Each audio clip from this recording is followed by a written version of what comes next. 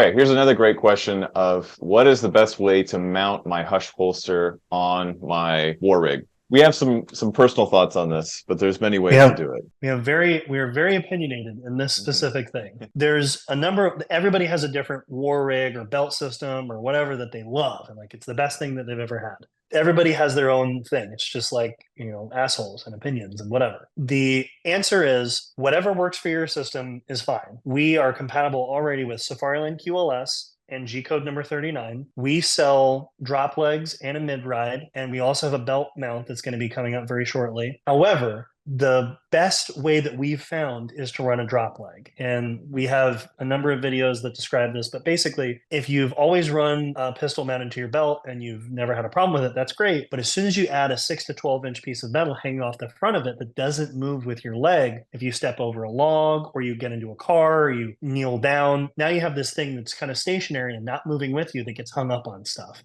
Mhm. Especially if you're walking around at night, if you're doing a night vision situation, you will trip over stuff. You'll get your gun caught on it. That's not what you want to do. Right. So, what is the best way to mount it? However works for your system already, but we're compatible with QLS and G code 39. If you want to drop it a little bit, there's tons of options out there. We sell a couple, but generally QLS Forks is the best way to go that we found.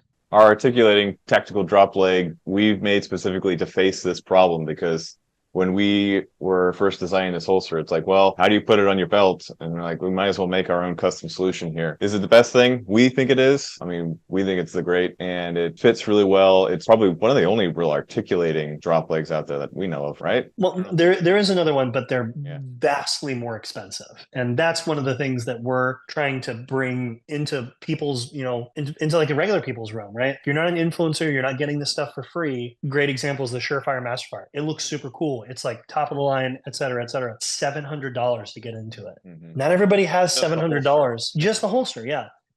Your pistol's $500 to $700, your optics $300, cans 1,000, ammo, then your holster's 700. It's just a lot of coin. We want to bring it down into the regular people's ability to shoot with suppressors.